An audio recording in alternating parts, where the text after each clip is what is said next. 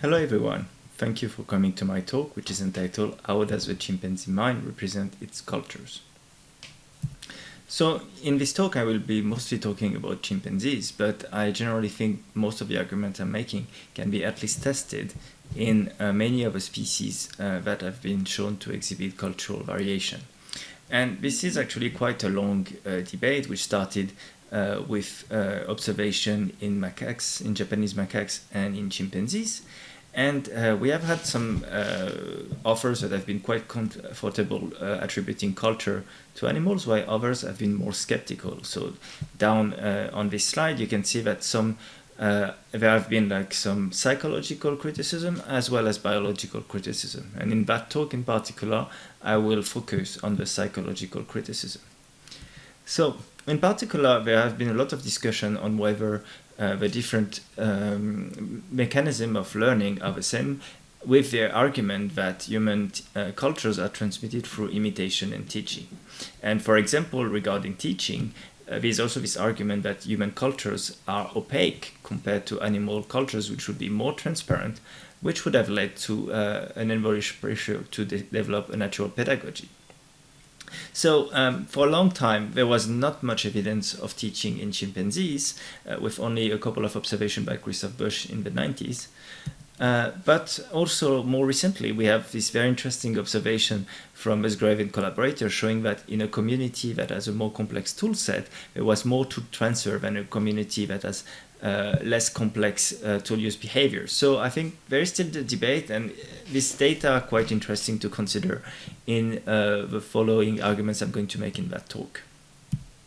So to start with, I need to give you a definition of culture, and in particular, as biologists usually like this drawing by Andy Whiten and Kyle van Schaik, showing that there is some social information that always goes in and out in a community, and some of it will go to the next generation. That's what we call a tradition. And in particular, we have this definition by Perry and Fragazi that shows this is a distinctive behavior pattern shared by two or more individuals, and that is persisting over time and transmitted through some kind of social learning. And this is like a definition that many biologists can live with, but it's very different from a definition as proposed by Kim Hill, who is a biological anthropologist, who says that culture is a historically derived set of shared ideas, values, norms, and beliefs that underlie behavior. So you can see there's really a big difference between the two. And most of my PhD work and following work after that has been to really look at whether we could find this cognitive side of animal cultures. Just as a heads up for some arguments I'm making, there's also this definition from Bill McGrew about culture, which is the way we do things, which I think is also very interesting to discuss in the context of this talk.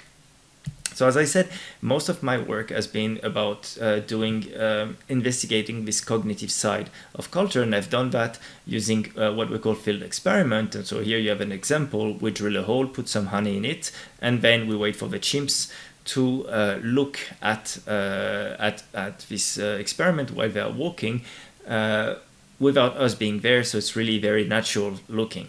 And what you get, in particular, in one community, you have here Hawa, who is engaging with a log.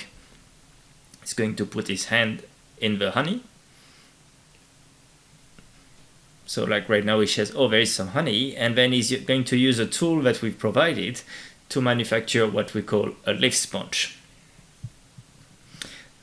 Now, if we do the exact same experiment in another community that's about 180 kilometers, we have the same object that Special here is picking, and you can see that already she looks at the tool a bit differently, and because she is actually going to use the stick part of the tool to get the honey. And for both chimpanzee community, this is in line with their cultural knowledge. In Kinyawara, they know about sticks. In Bedongo, they do not know about sticks. And one particularly interesting example that you can see here is that actually Special is really only interested in the stick part, the same way that Hawa was only interested in the leaves. So right now you can see that she's getting rid of the leaves and continuing to engage only with the stick part. So another part of my work that was more during my postdoc was in collaboration with Kato Beiter. We actually described the first occurrence where we could actually follow the appearance and spread of a novel behavior in a chimpanzee community. So you can see here the ecological context was particular, and then chimpanzees started to develop this kind of sponge, which we call a moss sponge. And in particular, we were lucky enough to see that to see it from the innovator that spread to other individuals who were in the vicinity. And 3 years later, with PhD student Noémie Lamont, we could actually describe that the behavior continued to spread through the families. So it shows like really two different types of spread within the community. So the third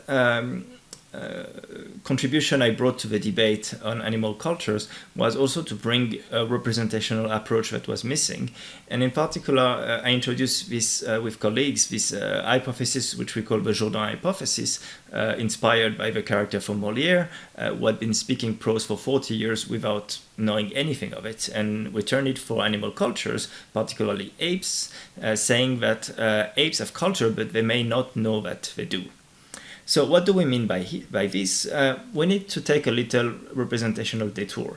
So we will take a representation as an internal cognitive construction of the mind that represents an aspect of a word. So typically, if I'm asking you to think about an apple now, everyone who's watching the talk is thinking of an apple, probably different from the one you see on the screen.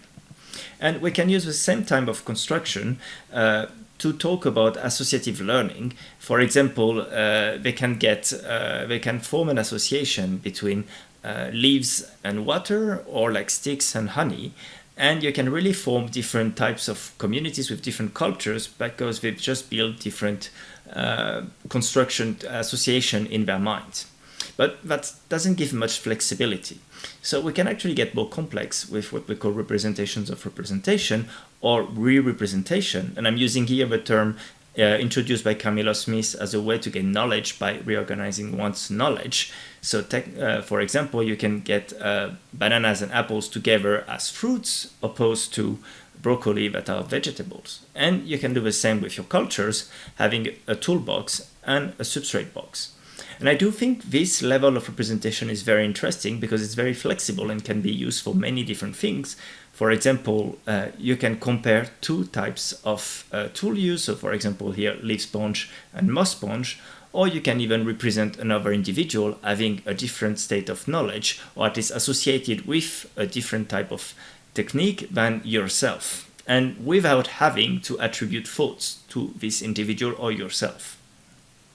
And it is also good because we can use it to do experiments. So in particular, we did that to compare how chimpanzees estimated their knowledge between leaf sponges and moss sponges. And you can see here Caribou, a chimpanzee who knew both techniques, who privileged moss instead of leaves to manufacture sponges. And in fact, she was not the only one. Most chimpanzees who had the knowledge of both moss and leaves would actually manufacture a moss sponge, compared to the individuals who didn't know about both behavior and only knew leaves and started manufacturing a leaf sponge. And we argue that these individuals did that because they knew that moss were actually more efficient than the leaf sponges. So finally, we can get the most complex type of representation, which are the representation of representation as a representation or meta-representation. So typically, a chimp thinking about an apple. And in terms of culture, we get something very complex, with Night, for example, representing herself using leaves to get honey, and representing at the same time a mother believing that you need to use sticks to get honey. And that looks very, very complex, especially compared to the other figure I showed you before, but it's in fact what we do all the time when we are engaging in cultural transmission through teaching. So this is to show that we can really talk about animal cultures from a representation perspective. Yet, my most recent work has also argued that we cannot just only do that, and we need to add affect in this cognitive story. And affect is quite a contentious issue in animals because either it's used, it's overlooked. So basically, people just don't attribute any emotion to animals, and that's something someone like Panchep, for example, has been fighting for many years. Or it is being used as a basic parsimonious explanation against a more cognitive or intentional behavior. And here I wanted to bring it back into the debate of social learning. So one way to do it is potentially to look at motivation. So for example, motivation to use tools. So for example, we have data that show that chimpanzees do not use tools randomly in our experiment, which is control. They actually do that when they need it the most. So when they have been walking a lot, when there is not much food available in general. So you can imagine that there is this drive to use tools, which is different depending on the season, the moment of the day, etc., etc.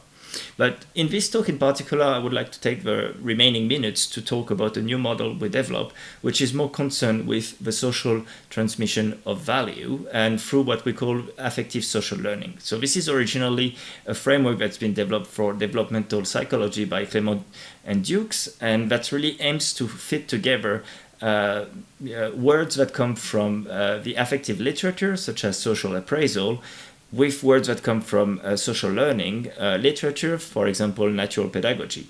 And the idea is really to see how a learner can learn about a target X from its relationship with an object, from the object. So what we were tasked to do with my colleague Christine Sievers was to look at how this was applicable to animals, and we chose to do that by really looking at the behavior, the different components that were needed there. So in particular, you can have something like affective contagion that doesn't need really much in terms of interaction or ostensive behavior, and you can get something already a bit more complex with affective observation, where there is this dyadic interaction that is observed by an individual.